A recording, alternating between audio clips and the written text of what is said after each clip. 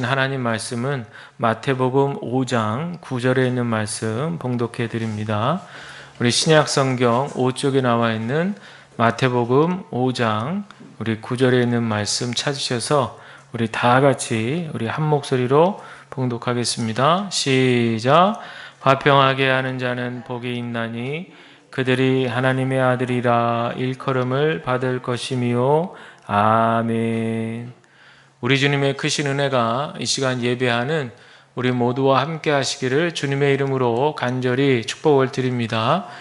우리 전후좌우 계신 분들 한번 바라보시면서 참 잘 오셨습니다. 은혜 받으십시다. 인사하겠습니다. 시작.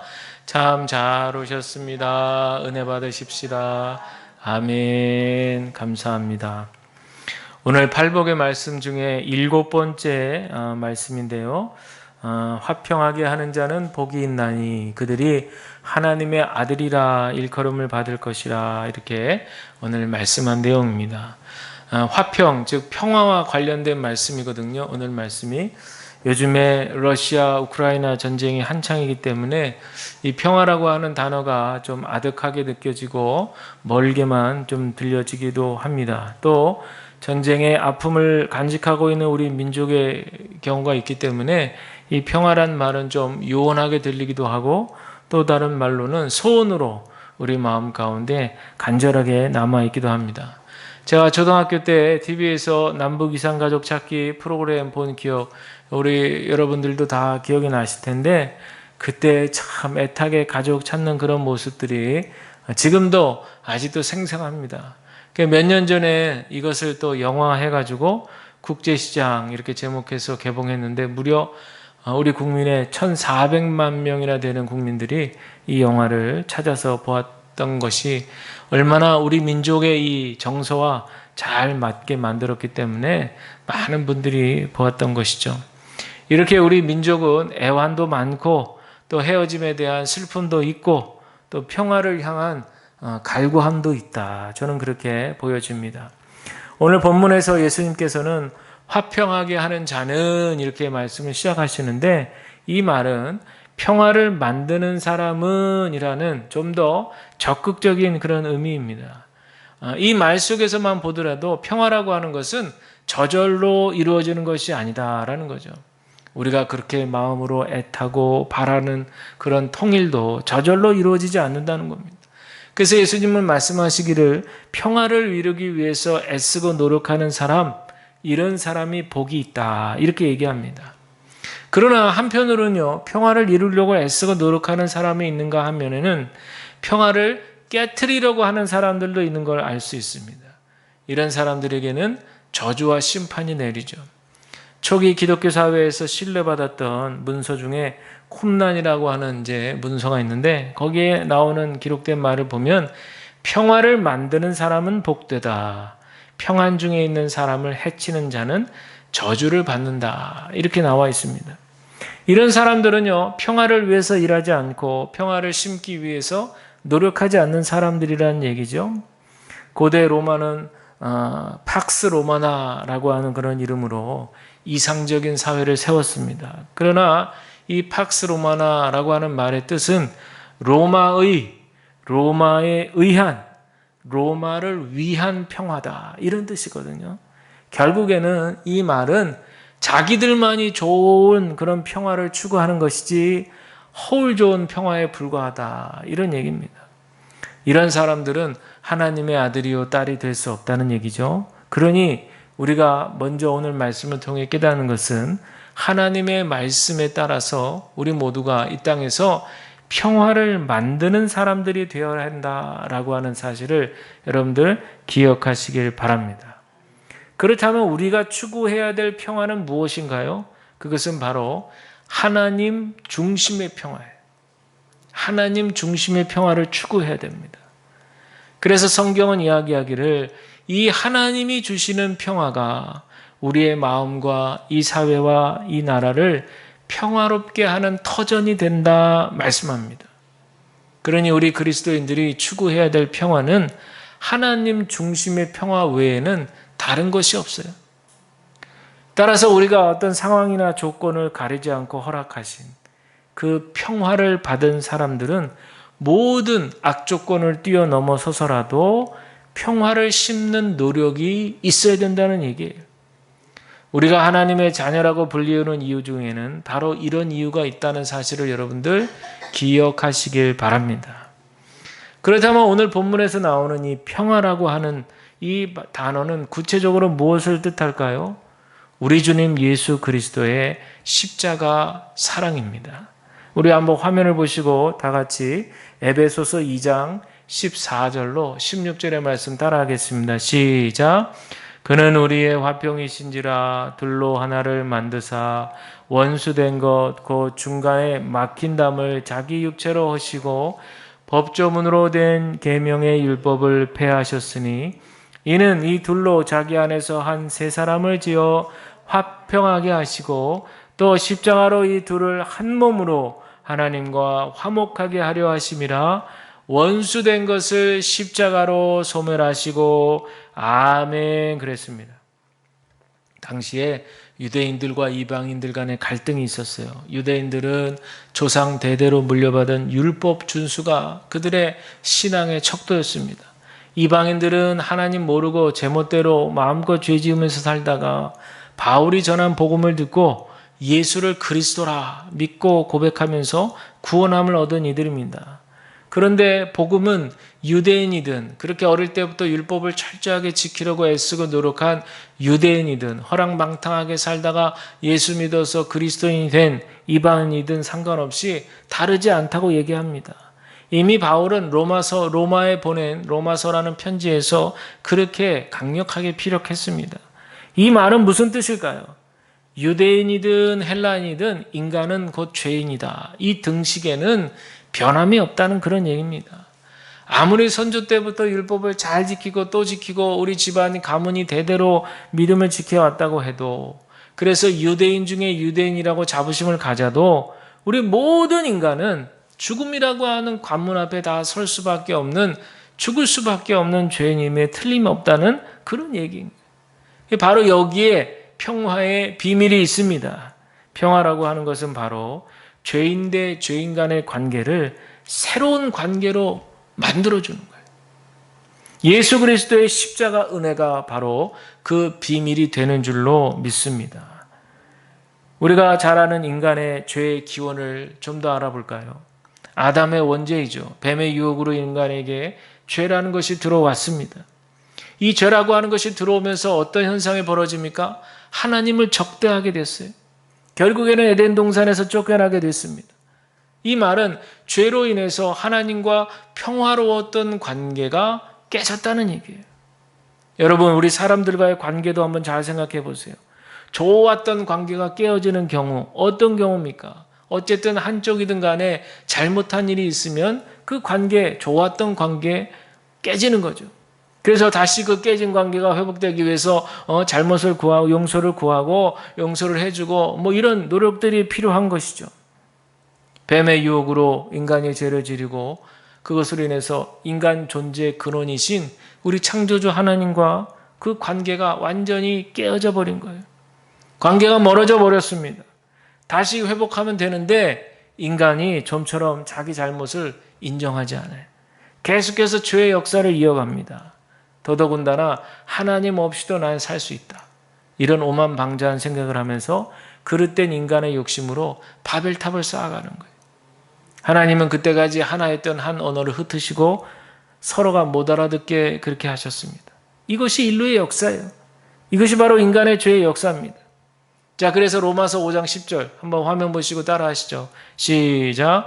곧 우리가 원수 되었을 때에 그의 아들의 죽으심으로 말미암아 하나님과 화목하게 되었은즉 화목하게 된 자로서는 더욱 그의 살아나심으로 말미암아 구원을 받을 것이니라. 아멘. 그랬어요. 여러분, 성경에서 말하는 평화라고 하는 것은 단순히 전쟁이 없는 상태를 말하는 게 아닙니다. 성경에서 말하는 평화는요, 종말론적인 구원에까지 이른 그 과정을 얘기합니다. 오늘 본문에서도 말하는 화평케 하는 자가 받는 복은 바로 무엇이라고 그랬어요? 하나님의 아들이라 일컬음을 받는다, 이렇게 얘기하지 않았습니까? 자, 이번에는 평화를 만드는 사람은 어떤 사람이냐? 예수님으로 인해서 하나님과 화해한 사람이 바로 평화를 만드는 사람이에요. 우리 다시 한번 화면 보시고 고린도후서 5장 18절입니다. 시작. 모든 것이 하나님께로 났으며 그가 그리스도로 말미암아 우리를 자기와 화목하게 하시고 아멘. 여러분, 우리가 하나님과의 관계가 깨진 것이 무엇 때문인지를 분명히 알아야 돼요. 하나님을 떠나려고 하는 죄의 속성을 알아야 됩니다. 이건요, 단순히 죄를 졌니 안 지었니 이런 차원의 문제를 넘어서서 근본적으로 하나님으로부터 멀어지려고 하는 인간의 속성, 하나님 없이도 내 힘으로 충분히 살아갈 수 있다라고 하는 그런 의지, 이 총체적으로 이것이 바로 죄라고 하는 겁니다. 결국에 죄라고 하는 것이 궁수가 활을 쏘았는데 관역을 빗나간 경우이죠. 하나님의 뜻 안에 있을 때가 인간이 가장 행복함을 누리는데 그 뜻에서 벗어나려고 발버둥을 치는 그 모양새가 바로 죄인 거죠. 따라서 우리는 이 죄, 하마르티안이라고 하는 이 죄라고 하는 단어를 깊이 묵상해야 돼요. 나는 정말 죄인인가? 나는 정말 하나님 품 안에 있으려고 하는가? 벗어나려고 하는가? 내 마음에서 하나님과 나만이 아는 내 안의 소리를 여러분들 깊이 경청하시기를 바랍니다. 이 죄에 대해서 깊은 묵상이 있어야 돼요. 그리고 주여, 나는 죄인으로소이다. 마치 베드로가 예수님 앞에서 주여, 나는 죄인으로소이다 이렇게 고백했던 것처럼 우리 또한 주님 앞에서 주님, 저는 죄인입니다. 우리가 이렇게 마음 깊은 곳에서부터 죄를 인식하고 고백할 수 있는 저와 여러분들이 다 되시기를 간절히 부탁을 드립니다. 이것이 바로 우리가 이렇게 깊이 죄를 인식하는 것, 바로 이 상황 가운데에서 평화의 왕이신 우리 하나님의 아들 예수 그리스도가 이 땅에 오게 되신 바로 그 이유인 것이죠. 많은 사람들이 호산나 다윗의 왕이요 하며 종려나무 가지를 흔들면서 예루살렘 성에 입성하는 예수님을 환영했습니다. 그러나 그들의 생각은 예수님의 생각과 달랐습니다. 그들은 그 당시에 로마의 정부를 전복할 수 있는 새로운 왕을, 새로운 임금을 기대했어요. 바로 저 예수라고 하는 분이 그 역할을 해주기를 바랬습니다. 그러나 우리가 너무 잘 아시는 대로 예수님은 결코 백성들의 기대에 부응할 생각이 없어요. 예수님은 오직 하나님 아버지의 뜻을 이 땅에 실현하기 위해서 오신 거예요. 하나님 아버지의 말씀에 순종하기 위해서 우리의 모든 죄를 대신 감당하시기 위해서 십자가에서 피 흘리시기 위해서 그 예루살렘 성에 겸손한 어린 나귀를 타고 그렇게 입성하게 되신 것을 우리는 너무나 잘 알고 있습니다. 그러니 여러분들, 우리가 그 낮고 겸손하게 오신 예수님을 우리의 마음으로 환영해야 될 줄로 믿습니다. 진심으로 그 예수님을, 나의 죄의 문제를 해결해 주실 그 예수님을 우리가 진심으로 영접하시기를 주님의 이름으로 간절히 부탁을 드립니다. 이번에는 우리 하나님 아버지께서는 우리 예수 그리스도를 통해서 온 만물이 하나님과 화해하게 되는 것을 기뻐하신다는 사실을 우리가 말씀으로 확인할 수 있어요. 자, 우리 화면 보시고 골로새서 1장 20절입니다. 시작. 그의 십자가의 피로 화평을 이루사 만물 곧 땅에 있는 것들이나 하늘에 있는 것들이 그로 말미암아 자기와 화목하게 되기를 기뻐하심이라. 아멘. 온 만물이요, 우리 예수 그리스도 안에서 통일이 되고 하나님과 평화를 이루는 것, 이것이 바로 우리 하나님의 영원하신 목적입니다. 여기서 사용된 화평이라고 하는 단어는 오늘 우리가 봉독한 마태복음 5장 9절에 화평이라는 단어와 같은 원어를 사용하는 거예요. 그러니까 같은 의미겠죠. 또 땅에 있는 것들이나 하늘에 있는 것들 이렇게 나오는데, 이것은 이 세상의 왕위, 주권, 관권, 온 세상의 세력들을 얘기합니다. 즉 모든 권력들이 이제 예수 그리스도의 이 십자가 은혜의 사건으로 모두가 다 하나가 되고 평화를 이룬다라고 하는 그런 얘기예요. 따라서 우리가 평안을 만드는 사람들이 된다면 우리는 우리 자신의 죄의 깊은 동감과 함께 예수님으로 인해서 우리 하나님과 평화로운 관계가 된다고 하는 사실과 더불어서 하나님이 창조하신 이 땅의 온 피조 세계들과도 더불어 평화를 이루어야 된다는 사실을 여러분들 기억하시길 바랍니다. 창세기 1장 28절에 나오는 하나님께서 인간에게 정복하고 다스리라 라고 하는 명령은 마음껏 파괴하라. 인간 너희들 마음대로 정복하고 너희들 마음대로 하고 싶은 대로 하라. 이런 말이 결코 아닌 거죠. 하나님께서 잠깐 맡겨주신 청지기로서의 사명을 잘 감당하면서 그 피조 세계들과 조화롭게 잘 지내라. 우리는 잘 지낼 의무가 있다는 거예요. 우리 교회도 이제 앞으로 태양광 설치를 하게 되는데 하게 되면 조금이나마 우리 창조 질서, 하나님의 이 창조 질서 회복에 보탬이 될 줄로 믿습니다. 이를 위해서 여러분들 우리 교회가 사명을 가지고 있다는 사실을 기억하시고 기도하시는 저와 여러분들이 되시기를 바랍니다. 그렇다면 평화를 이루어가는 사람들이 받는 복은 오늘 말씀에서 무엇이라 얘기합니까? 바로 하나님의 아들이라 일컬음. 하나님의 자녀라는 얘기죠.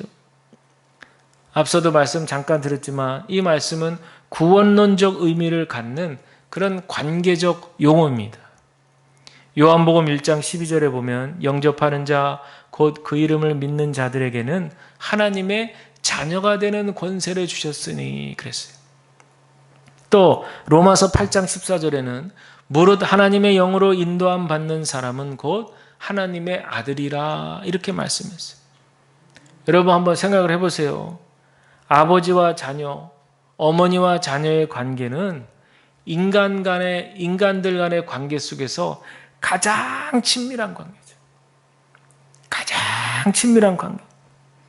마찬가지로 우리 하나님과 이런 밀접하고도 친밀한 관계를 형성하고 있는 사람들이 바로 하나님의 자녀가 되는 거예요.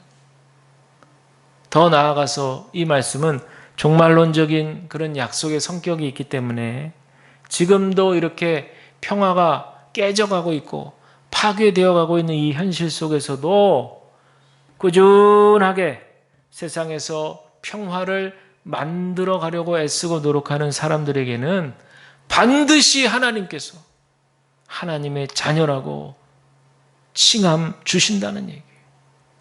바로 이 약속의 말씀 때문에서라도 이 땅에 구원받은 우리 그리스도인들은 평화를 만들기 위해서 부름받았다라고 하는 사실.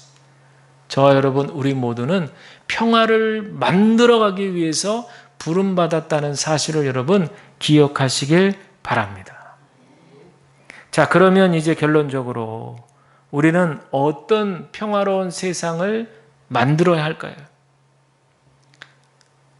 오늘 말씀을 드리면서 막연하게나마 평화를 추구해야 되는구나 이제 이런 생각은 드셨을 거예요. 그리고 성경적으로 평화라고 하는 것은 죄로 인해 깨어진 하나님과의 관계가 예수님으로 인해서 회복된 것을 믿는 거구나. 그것도 우리가 깨달았어요. 자, 그러면 이제 그렇게 해서 회복된 이 평화로운 마음이 우리가 살고 있는 이 땅에서 어떤 모습으로 나타나야 되는가?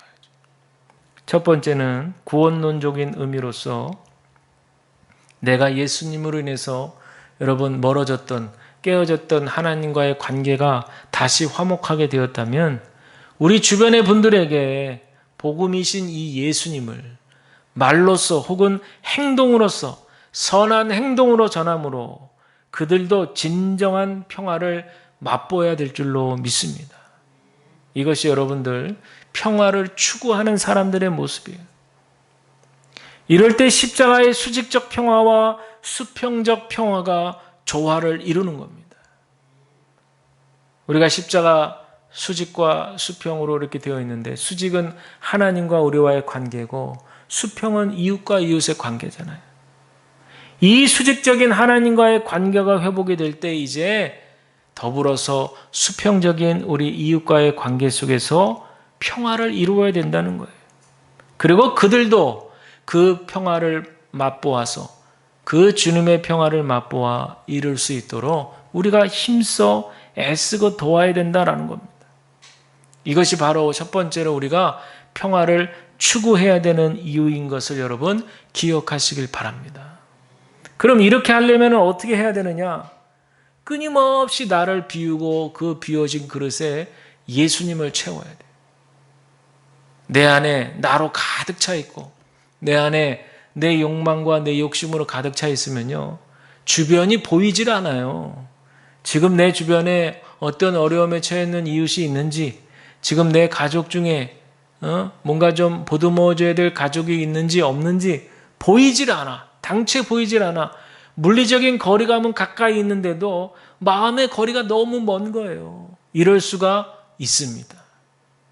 그럴 때 여러분들, 내 안에 가득 차 있는 나를 생각하고 나만을 추구하는 이 인간적인 욕망을 여러분들 다 내려놓을 수 있기를 주님의 이름으로 간절히 축복을 드립니다. 그리고는 그 위에 예수님으로 채워 넣어야 되는 거죠. 그 안에 빈 그 안에 예수 그리스도로 여러분들을 채우는 그 과정이 우리에게 필요할 줄로 믿습니다. 그렇게 되면 여러분들, 우리들은 다 예수님의 은혜로 축복의 통로가 되는 거예요. 우리의 이 통로, 우리 안에 있는 한 사람당 하나씩 통로가 있다고 보았을 때 이 통로는 빈 통로가 되어서 마음껏 예수님의 은혜가 흐르고 옆으로 전달되고 그렇게 되는 거예요. 근데 그 통로가 뭐가 이렇게 이끼가 낀다든지 잡스러운 게 끼고, 아니면 그 통로가 이가 빠진다든지, 아니면 그 통로가 뭐 금이 갔다든지 파괴가 됐다든지 이러면 어떻게 그 은혜가 흘러갈 수 있겠어요? 하수관에도 상수관도 그렇고 물이 흘러갈 때 관이 좋아야 되잖아요. 그래서 가끔 가다가 관을 딱 노후해지면 노후된 관을 어떻게 해요? 교체하는 작업을 하는 거잖아요. 관이 중요합니다, 여러분. 관이 중요하고 관이 깨끗하고 관이 잘 되어야 글로 물이 잘 흘러가는 것처럼 우리 마음의 관도 늘 죄로 인해서 끼지 않도록, 죄로 인해서 파괴되지 않도록, 죄로 인해서 금이 가지 않도록 항상 살펴야 되는 거예요. 그래서 도저히 이거 도저히 쓸 수가 없다 그러면 아예 새 걸로 교체를 해야 되는 거죠. 거기에 대한 분명한 인식이 우리한테 필요합니다. 그리고 우리는 그 깨끗한 그 관에, 우리의 욕심을 다 비워낸 관에 예수님의 은혜로 계속 옆으로 흐를 수 있도록 그렇게 해야 된다는 사실을 여러분들 기억하시길 바랍니다. 평화를 추구하는 사람들은 이렇게 시냇가에 졸졸 흐르는 시냇물과 같이 막힘없이, 그러나 눈에 확 두드러지진 않지만 조용하지만 막힘없이 졸졸 계속 흘러가는 거예요. 저와 여러분에게 이런 은혜가 있기를 주님의 이름으로 간절히 축복을 드립니다. 두 번째는 뭘까요, 여러분? 평화의 길을 만드는 거예요. 평화의 길을. 동화 중에 평화란 어떤 걸까? 이런 책을 보니까 평화로운 세상은 어떤 세상이냐? 전쟁과 굶주림과 질병이 없는 세상, 서로의 다름이 존중되는 세상, 이렇게 얘기했습니다. 여기에 덧붙여서 평화라고 하는 것은 뭐냐? 내가 태어나길 잘했다고 생각하는 것. 당신이 태어나길 잘했다고 생각하는 것. 그리고 나와 당신, 우리가 서로 친구가 될 수 있는 것이라고 했습니다. 즉, 이 말의 뜻은요, 함께 살아가는 인생 속에 서로 축하해주고 축복할 수 있는 그런 관계가 곧 평화로운 관계라는 거예요. 그러니 여러분, 평화를 만드는 사람은 어떤 사람이냐? 어떤 누군가가 행복하게 그 인생을 살아가도록 그 사람이 그 땅 위에 굳건하게 설 수 있도록 도와주는 거예요. 다른 말로 하면 평화를 만드는 사람은 어떤 사람이냐? 자기가 살아가는 인생이 곧 하나님의 은혜임을 늘 기억하면서 그 상대에게도 기억나도록 도와주는 사람이 바로 평화를 만들어가는 사람이라는 거예요. 여러분, 이렇게 평화를 만들기 위해서 애쓰는 사람이야말로 하나님의 자녀들이다라는 사실을 이 시간 기억하시기를 바랍니다. 그래서 우리가 걸어나가는 우리들의 발걸음이 닿는 곳마다 하나님의 놀라운 이 평화의 꽃 피우는 역사가 우리들 삶 가운데, 우리 인생의 발걸음 가운데 일어날 수 있기를 간절히 소원을 드립니다.